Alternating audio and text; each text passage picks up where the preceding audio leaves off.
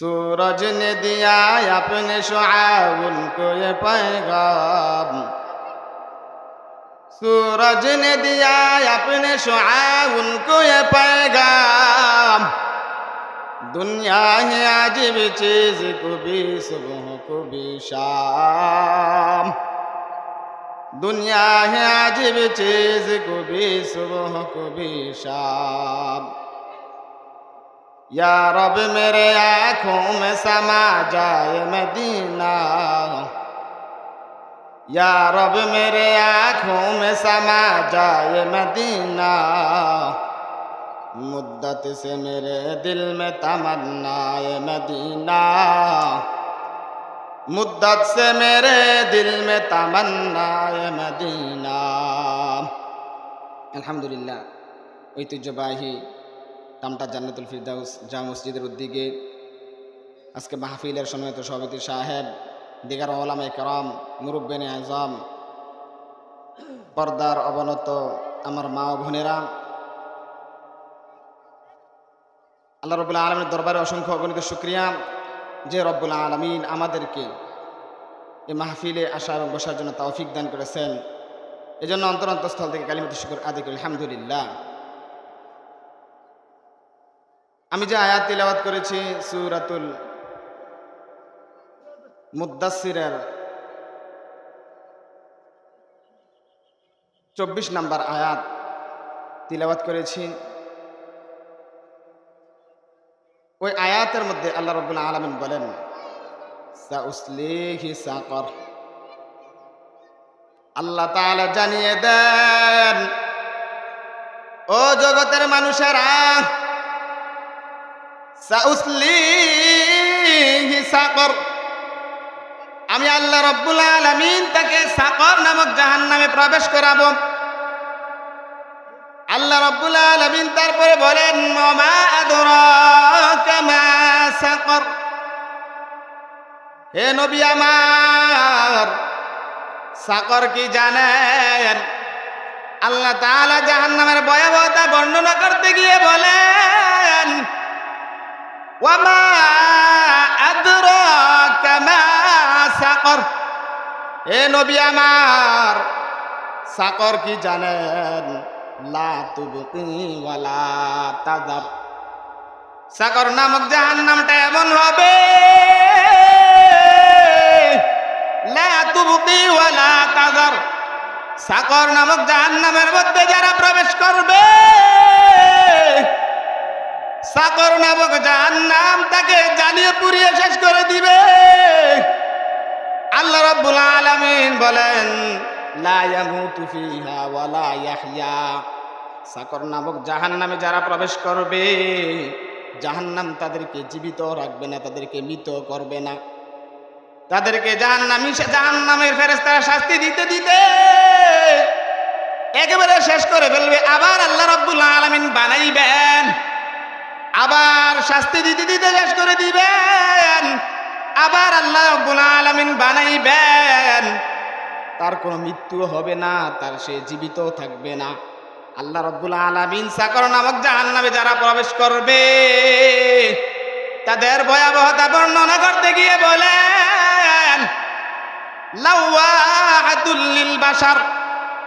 সাকর নামক জাহান্নামে যারা প্রবেশ করবে, ওই জাহান্নাম এমন হবে, ওই জাহান্নামীর শরীরের চামড়াগুলোকে জ্বালিয়ে পুড়িয়ে শেষ করে দিবে। বলেন না নাউযুবিল্লাহ। আল্লাহ রাব্বুল আলামিন সাকর নামক জাহান্নামের ভয়াবহতা বর্ণনা করতে গিয়ে বলেন, আলাইহা 19। ওই সাকর নামক জাহান্নামে 19 জন প্রহরী থাকবে।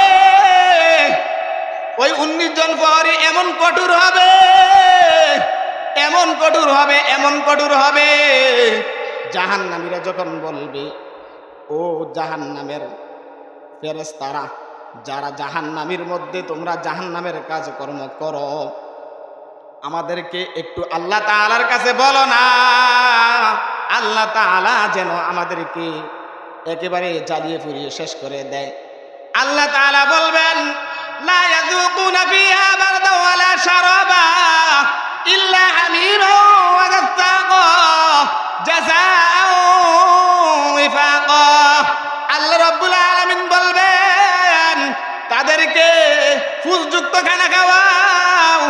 তাদেরকে মৃত্যু দিও না, তাদের কখনো মৃত্যু হবে না।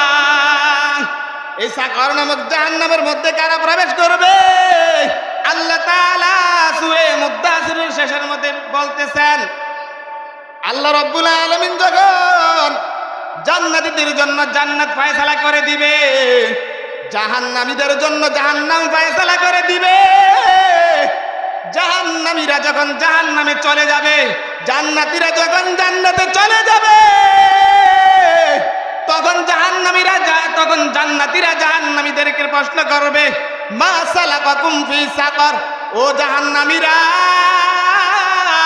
তোমরা কেন সাকর নামক জাহান্নামে প্রবেশ করলা?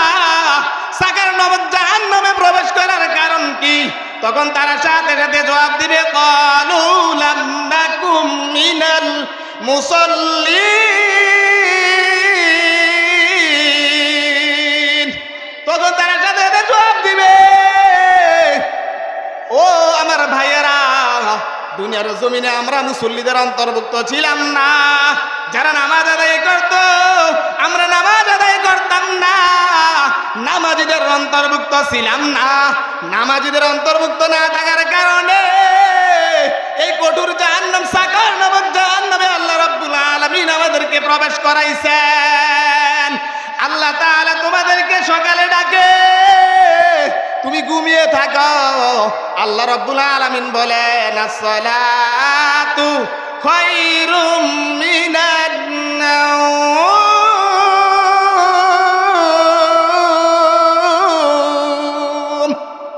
ঘুমের চেয়ে নামাজ ভালো, আর তুমি ঘুমাইও না।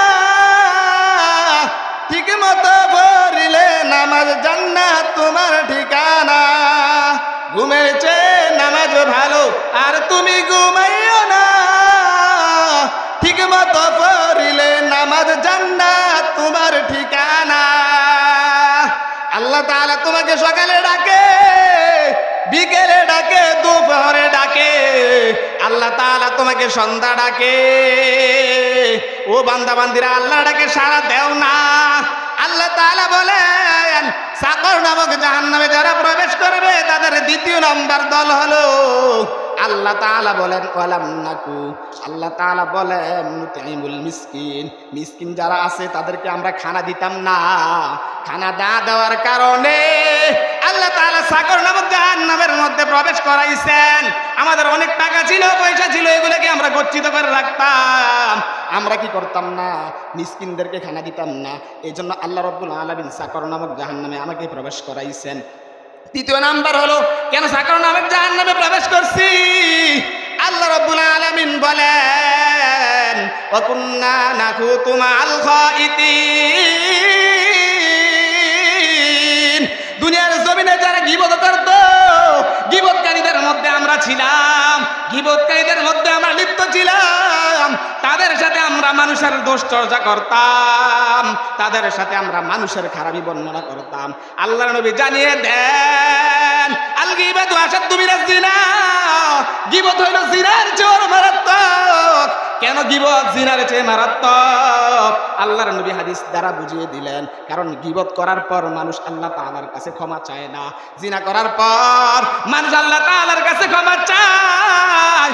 আল্লাহ তাআলাকে হাত তুলে বলে, ও আল্লাহ, আমি তো জিনা করেছি মাওলা, ও আল্লাহ আমার জিন্দেগির গুনাহটা মাফ করে দাও।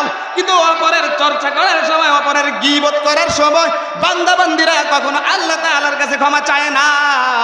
আল্লাহ তাআলা বলেন, ও আমার বান্দা বান্দিরা, গীবত করার পর মানুষ কি করে না? আমি আল্লাহ তাআলার কাছে ক্ষমা চায় না। এই জন্য আল্লাহর নবী বলেন, গীবত হলো জিনার চাইতে আরো বেশি মারাত্মক। এই জন্য আমরা গীবতের থেকে বাঁচতে হবে। চতুর্থ নাম্বার হলো, ওয়া কুন্না নুকাদ্দিবু বিয়াউমিদ্দিন। আল্লাহ রাব্বুল আলামিন বলেন, জাহান্নামীরা বলবে, আমরা দুনিয়ার জমিনে থাকা অবস্থায় আখিরাতের দিবসকে, প্রতিদান দিবসকে কখনো বিশ্বাস করতাম না। আমরা দুনিয়ার মধ্যে মন গড়া জিন্দেগি যাপন করতাম, আমার মন অনুযায়ী জিন্দেগি যাপন করতাম, আর বলতাম আখিরাত বলতে কোনো কিছু নাই, আখিরাত বলতে আর কোনো কিছু নাই। আল্লাহ তাআলা তাদেরকে কি করলেন? এই